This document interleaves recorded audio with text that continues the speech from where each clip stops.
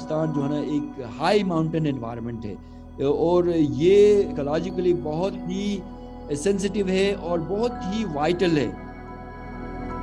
پورے پاکستان کو 70% جو ان کی واٹر کی ریکوائرمنٹس ہے پاکستان کو وہ ہم اپر انڈس بیسن سے دیتے ہیں. جو دریائے سندھ کا جو پانی ہے اس کا 70% یہاں کے گلیشیئرز اور سنو سے آتا ہے. اور یہاں پہ اگر ہم نے درخت کاٹ لیے, میلٹنگ کا پروسیس ہے, لینڈ سلائڈنگ کا پروسیس ہے, لینڈ ایروجن کا پروسیس ہے, سیڈیمنٹیشن کا پروسیس ہے, یہ تیز ہو گیا تو وہ اس کا نقصان پورے ملک کو ہوگا.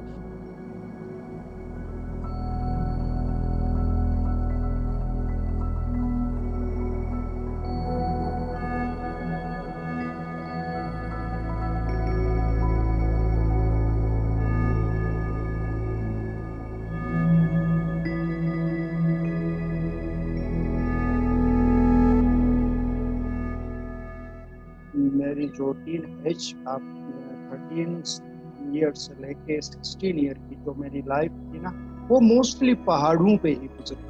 میرے والد کے پیٹ بکریاں ہوا کرتی تھی ایک زمانے میں, اور میں ان کو مطلب لے کے پہاڑوں پہ جاتا, اور ان کے وہاں پہ نا اس ٹائم میرے تو اتنی اسٹڈی بھی نہیں تھی, لیکن صرف میں یہ آبزرو کر رہا تھا کہ پہاڑوں میں کیا کیا چیزیں ہیں, کیسے یہ پودے گرین ہوتے ہیں, کیسے ان کی جنریشن ہوتی ہے, ڈیولپ ہوتی ہے. ابھی جب کووڈ کی وجہ سے جب ہم اپنے علاقے میں آ گئے اور میں ہائکنگ کا بڑا شوق رکھتا ہوں, تو میں پہاڑوں پہ موسٹلی بہت زیادہ جاتا ہوں.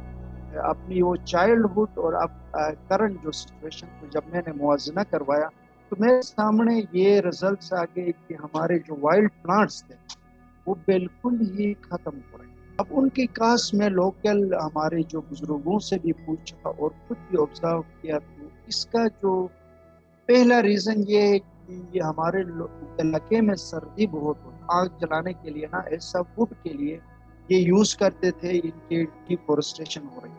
اور اس کے بعد پرانے لوگوں کے پاس اتنے پیسے نہیں تھے تو بلڈنگ بنانے کے لیے, اپنے جو فرنیچر بنانے کے لیے یہ چیزیں کٹنگ ہوتی تھی. یہ وائلڈ پلانٹس کی بات ہے. پلانٹس اگر آپ کے انوائرمنٹ میں ہوتے ہیں وہ ڈائریکٹلی انفلوئنس کرتے ہیں. رین ایک اسپیسیفک ٹائم میں ہوتا ہے, تو وہ انفارچونیٹلی ہمارے علاقے میں رین کا ہونا بہت کم ہوا ہے پچھلے اس سال. اور سنو فالنگ نومبر میں سنو فالنگ ہو رہی ہے ہماری ڈسٹرکٹ گیزر میں اور گلگت بلتستان کے ریموٹ ایریاز میں.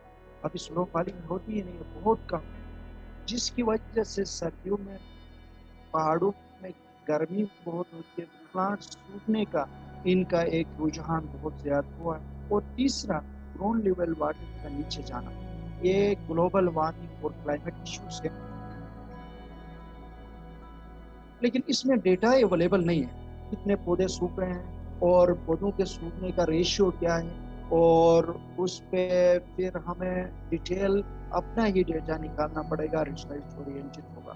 چائنیز اکیڈمی آف سائنس سے بھی کچھ پروفیسر میرے ساتھ لنک میں ہیں, اور یہاں کراکوم انٹرنیشنل یونیورسٹی سے ڈاکٹر فریدہ ہمارے ساتھ ہے جو کہ HOD ہے ڈپارٹمنٹ آف انوائرمنٹل سائنس کی, اور اس کا پلانٹ سائنس میں اس کا ریسرچ پلانٹ سائنس سے ریلیٹڈ ہے. تو میں اس کے ساتھ کوآرڈینیشن میں ہوں. سونی جواری سینٹر فار پبلک پالیسی, ہمارا بیسک مقصد یہ تھا کہ ہم جتنے بھی لاز ہیں, جتنے بھی رولز ہیں, ریگولیشنز ہیں, پالیسیز ہیں, ان سب کو ہم ریویو کریں اور اس کو پرو پور بنائیں, اس کو سسٹینیبل بنائیں, اس کو MDGs کے ساتھ لنک کریں, اس کو ایکالوجی کے ساتھ لنک کریں. یہ ہم اس کو ہولسٹک ڈیولپمنٹ کی طرف لے جائیں. تو پہلا جو ہم کام کر رہے ہیں وہ ہے لوکل گورنمنٹ کو ریفارم کر رہے ہیں. ابھی لوگ گورنمنٹ کو پرایا سمجھتے ہیں, they don't consider government as their own, so they like to steal. Government کہتے ہیں یہ جنگل گورنمنٹ کا, اس کو کاٹو. جب لوکل گورنمنٹ ہوگا, جنگل بھی ان کا ہوگا, تو then they will not cut the forest, they will not kill the wildlife, or then the role of the provincial government will be to provide technical support and financial support.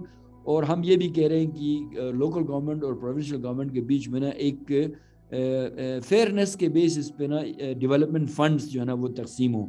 تو اس لیے بہتر یہ ہو سکتا ہے کہ ہم کمیونٹیز کو resilient بنائیں, کمیونٹیز کو تیار کریں کہ وہ جو نا جو بیرن لینڈ ہے اس کے اوپر درخت لگائیں تاکہ ایروژن, لینڈ ایروژن کم ہو, اور جو ہے نا پھر درخت کی وجہ سے وہ مائکرو جو کلائمیٹ ہے وہ بہتر ہو, بارش ہو تو برف یا جو سنو ہے وہ ہر سال ریپلینش ہو, جو پگھلتا ہے پگھلے.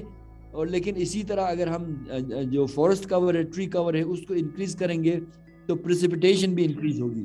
اس کی وجہ سے پھر جو ہے نا وہ جو ہائیڈرولوجیکل جو سائیکل ہے وہ جو ہے نا زیادہ متاثر نہ ہو. تو یہ بھی ایک ہمارا مینڈیٹ میں ہے. میں ایسا آئی ٹی کا میرا ریسرچ آئی ٹی بیسڈ ہے, ریموٹ سینسنگ, آرٹیفیشیل انٹیلیجنس کے تھرو ان کو ریجنریشن کی طرف ہم جا رہے ہیں. تو اس کے ریجنریشن کے کچھ ٹیکنیکس ہیں. ایک تو یہ ہے کہ جس کو کہتے ہیں ٹیشو کلچر.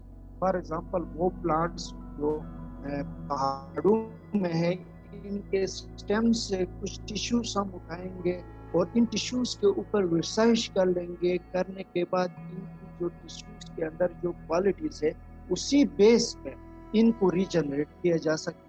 اس کے علاوہ سیڈ گروتھ, ان سیڈ کی گروتھ ہم کر سکتے ہیں.